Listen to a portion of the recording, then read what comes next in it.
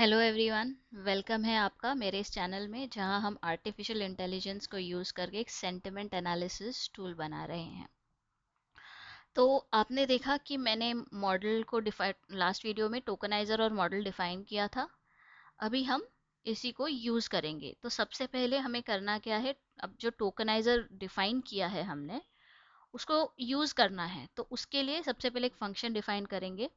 Python में function usually define इस तरह से करते हैं, define get sentiment text and colon. तो ये आपका फंक्शन हो गया, लाइक ये मेथड फंक्शन का नाम हो गया। मेथड फंक्शन जो कुछ भी आपको कहना है, ये फंक्शन का नाम हो गया and this is the variable that you will pass in. तो मैंने फंक्शन डिफाइन कर दिया है एंड उसके बाद एक इनपुट वेरिएबल डिफाइन करेंगे। इनपुट्स इज इक्वल टू, अब टोकनाइजर कॉल करेंगे। टोकनाइजर हमने ऑलरेडी ऊपर डिफाइन किया है, राइट? उसी को कॉल करेंगे जिसमें हम पास करेंगे सबसे पहले हमारा टेक्स्ट, फिर return tensors is equal to PT. ये आप रिसर्च करोगे आपको इजीली मिल जाएगा कि टोकनाइजर को क्या क्या वेरिएबल्स पास करने होते हैं। This is the default variable that we are, default variable value that we are passing. But text जरूरी है पास करना जिसको वो टोकनाइज करके देगा। फिर padding is equal to true, फिर ट्रंकेशन, इसको समझेंगे हम। पहले मेंशन कर दे सब कुछ। सॉरी, ये जो है ये ट्रू ऐसा नहीं होता, इस तरह से होता है। एंड फिर max length, max length, max length is equal to 512। Okay, तो हमने एक इनपुट्स वेरिएबल डिफाइन किया जो टोकनाइजर को कॉल कर रहा है विथ ऑल दीज पैरामीटर्स। सो ये जो वेरिएबल्स है जो हमने डिफाइन किए हैं उसका मतलब क्या है। सबसे पहले तो हमने टेक्स्ट पास किया है। टेक्स्ट के बाद हमने टेंसर्स कौन से टाइप के होंगे। सो टेंसर्स एक यूजुअली तीन टाइप्स के होते हैं। पाइटॉर्च, टेंसर फ्लो, और एक मिनट, मैंने ना यहाँ पर एक मिस्टेक कर दी है, मुझे रियलाइज हो रही है। Let me correct it otherwise. हाँ, return underscore tensors is equal to PT. So जो टेंसर्स होते हैं वो ये सब टाइप के होते हैं। पाइटॉर्च हो गया, टेंसर फ्लो हो गया, एंड आई थिंक नम्पियर एक है। तो ये सब टेंसर्स मॉडल के बेस पे होते हैं। लाइक बर्ड जो मॉडल है ये पाइटॉर्च पे बिल्ड है। जो भी टोकनाइज डेटा है वो करेक्ट फॉर्मेट में वो रिटर्न कर पाए, इसके लिए हमें उसको टेंसर भी बताना पड़ता है। उसको बताना पड़ता है कि ये पाइटॉर्च का ये टेंसर यूज करो to give me the correct data. ये एक इम्पॉर्टेंट पैरामीटर है एंड हम यूज कर रहे हैं पाइटॉर्च टेंसर। उसके बाद padding is equal to true, ये वेरिएबल है। ये बताता है कि जो भी आपके इनपुट सीक्वेंसेस है वो सारे सेम लेंथ के है कि नहीं। लाइक मॉडल जो है कुछ सीक्वेंस क्रिएट करेगा फ्रॉम दैट अरे ऑफ स्ट्रिंग्स। जो हम अरे ऑफ स्ट्रिंग्स की बात कर रहे थे उससे कुछ सीक्वेंसेस क्रिएट करेगा, बट वो सारे एक लेंथ के है कि नहीं ये बताएगा। अगर आप मल्टीपल सेंटेंसेस के साथ काम कर रहे हो तो मोस्टली ये तब काम आता है। और जब आप उसको ट्रू सेट करते हो तो ये उसको पैड कर देता है, उस सीक्वेंस को पैड कर देता है to the longest sequence. Again it's a important parameter, you should pass in true always. और ये क्यों पास किया जाता है, क्योंकि बर्ट इस मॉडल को सीक्वेंसेस जो है वो एक ही लेंथ के चाहिए होते हैं, तो इसीलिए ये पास किया जाता है। फिर उसके बाद truncation is equal to true. अगर बहुत लंबे सीक्वेंसेस हो गए तो उसको ट्रंकेट भी करना है। बर्ट मॉडल जो है वो फिक्स्ड मैक्सिमम सीक्वेंस लेंथ पे काम करता है, वो ज़्यादा सीक्वेंस की लेंथ नहीं ले पाता, विच इज़ यूजुअली 512 टोकन्स। अगर इससे ज़्यादा हो जाए तो सीक्वेंसेस को ट्रंकेट कर दो। ये वेरिएबल या ये एट्रीब्यूट बता रहा है। एंड मैक्स लेंथ एंड में 512, वैसे ही बर्ट 512 मैक्सिमम 512 लेंथ के सीक्वेंसेस पे काम करेगा, इसीलिए 512 ही हमने दिया है एज अ पैरामीटर। सो ये हमने टोकनाइजर डिफाइन किया। फिर उसके बाद मॉडल का आउटपुट लेना है हमें। तो मॉडल का आउटपुट लेने के लिए हमें क्या करना है, सबसे पहले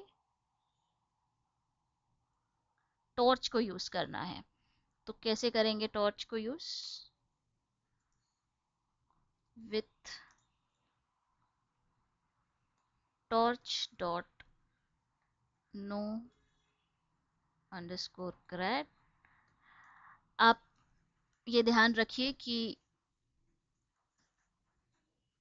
मैं एक पाइथन डेवलपर ओरिजिनली नहीं हूँ, but still I am learning my ropes. मैं सीख रही हूँ आप ही के साथ। Out outputs is equal to model, और फिर इसको हम पास कर देंगे इनपुट्स। ये जो इनपुट्स हमने डिफाइन किए वो पास कर देंगे उसको, राइट। फिर उसके बाद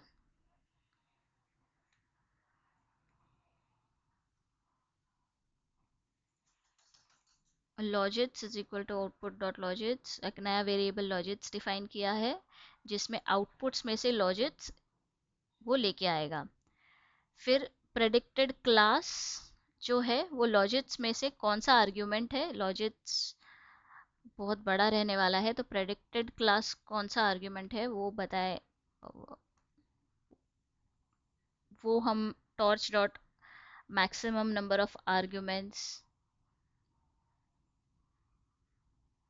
द लास्ट आर्ग्यूमेंट और उसका आइटम, मतलब टॉर्च सॉरी लॉजिट्स आउटपुट डॉट लॉजिट्स में से ही हमें प्रेडिक्टेड क्लास भी मिल जाएगा, तो वो हम एक्सट्रैक्ट कर रहे हैं। फिर उसके बाद सेंटिमेंट्स के कुछ लेबल्स होंगे जो हम डिफाइन कर देते हैं कि सेंटिमेंट आइदर नेगेटिव हो सकता है, न्यूट्रल हो सकता है या पॉजिटिव हो सकता है। एंड फिर रिटर्न कर देंगे sentiments labels with predicted class. Okay, अब ये हमने मॉडल के बारे में काम किया है, मतलब सेंटिमेंट एनालिसिस के ऊपर काम किया है, बट इसको हम एक्सपोज करना चाहते हैं किसी एक एपीआई में। तो अब एपीआई में एक्सपोज करने के लिए हम यूजुअली फ्लास्क यूज़ करते हैं, और फ्लास्क यूज़ करने के लिए फ्लास्क में मतलब एपीआई को एक्सपोज करने के लिए हमें उसके लिए एक राउट डिफाइन करना पड़ता है। तो मैंने एक राउट डिफाइन कर दिया स्लैश एनालाइज, और ये पोस्ट रहने वाला है, राउट मीनिंग एंड पॉइंट। ओके, फिर मैं एक मेथड डिफाइन करूंगी जो हम कॉल करेंगे whenever this endpoint is hit। अब इसको एक ट्राई कैच ब्लॉक में डालेंगे। ओके, ट्राई, और ट्राई में हम जेसन डेटा जो है पोस्ट रिक्वेस्ट से जो भी डेटा आने वाला है वो जेसन डेटा रिक्वेस्ट से ले लेंगे। ओके, फिर उसके बाद क्या करेंगे, टेक्स्ट की वैल्यू, जेसन में से टेक्स्ट की वैल्यू एक्सट्रैक्ट कर लेंगे। डेटा डॉट गेट टेक्स्ट की वैल्यू एक्सट्रैक्ट कर रहे हैं यहाँ पे। अगर टेक्स्ट नहीं पास हुआ, मतलब टेक्स्ट में कुछ वैल्यू ही नहीं है, तो मेरे को एक एरर दे दीजिए। अगर इफ नॉट टेक्स्ट तो return error no text provided and 400 message, status code 400।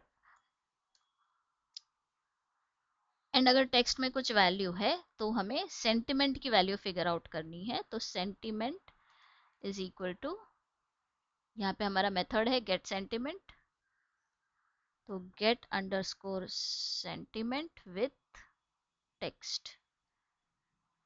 Okay, and उसके बाद जेसनिफाई करके, मतलब जेसन फॉर्मेट में सेंटिमेंट को रिटर्न करना है।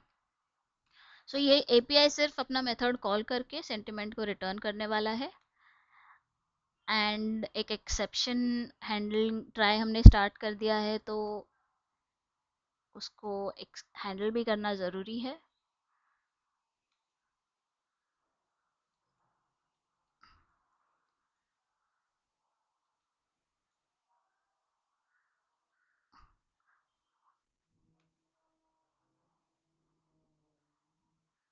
ओके, तो ये रहा हमारा राउट। राउट हमने डिफाइन कर दिया है कि क्या होगा पोस्टमैन के कॉल पे, यानी जो भी एपीआई कॉल होगा।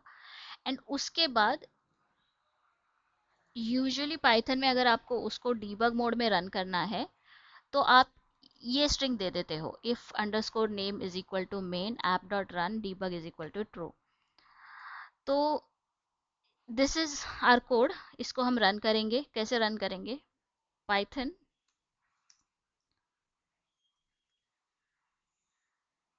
Sentiment analysis tool dot P Y, just Python करके आगे टाइप कर देंगे। तो let's see if there are any errors.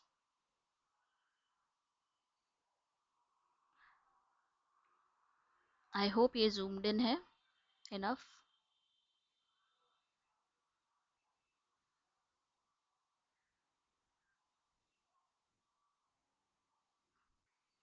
हाँ, तो हमें एरर आ गया है दैट ऐप डॉट राउट, उसको समझ नहीं आ रहा क्या है।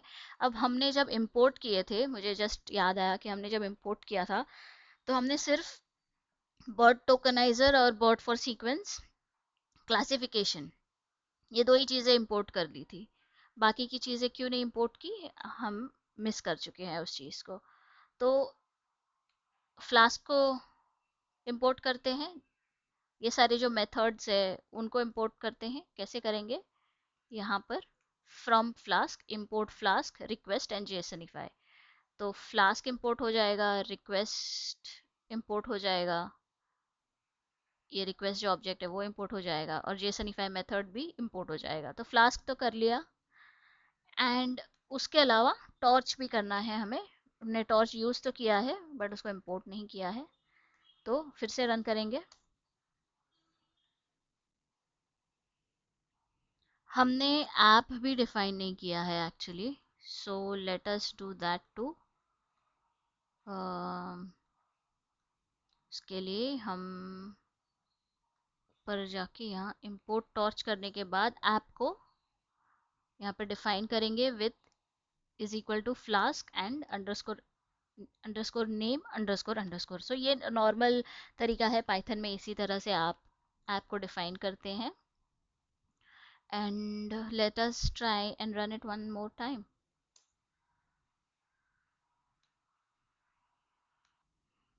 ओके, सो हमारा एप्लीकेशन स्टार्ट हो गया है। वो मैसेज दे रहा है returning on this http://127.0.0.1 local host पे 5000 पोर्ट पे वो रन हो रहा है। तो हम जाते हैं अब पोस्टमैन की तरफ।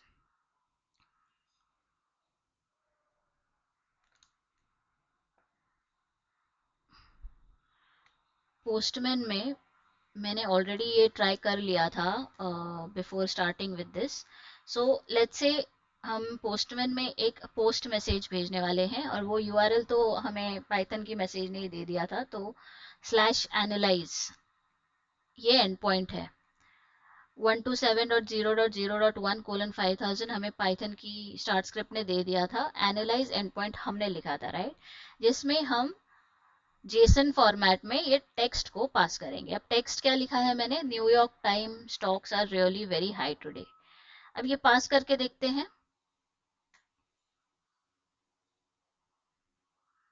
ओके, सेंटिमेंट है न्यूट्रल।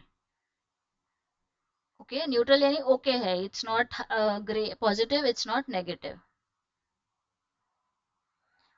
क्योंकि रियली वेरी हाई तो पॉजिटिव भी हो सकता है, नेगेटिव भी हो सकता है, यू कैन नॉट से। अब लिखते हैं is New York times stock is killing it today. ये देखते हैं, ट्राई करेंगे। पॉजिटिव। क्यों? क्योंकि this stock is killing it today, it is going really great, तो ये पॉजिटिव ही साउंड कर रहा है, इसीलिए सेंटिमेंट उसने दे दिया पॉजिटिव। सो फिनबर्ट ये टूल को ऐसे बहुत अलग सारे टेक्स्ट फिनबर्ड ये मॉडल है एक्चुअली फिनबर्ड या बर्ड, उसको बहुत सारे ऐसे टेक्स्ट्स के साथ ट्रेन किया गया है एंड उस ट्रेनिंग के भरोसे वो हमें बता रहा है कि इसका सेंटिमेंट पॉजिटिव है, न्यूट्रल है कि नेगेटिव है। तो ये था हमारा सेंटिमेंट एनालिसिस टूल। अगले वीडियो में इसको और अच्छे से समझेंगे।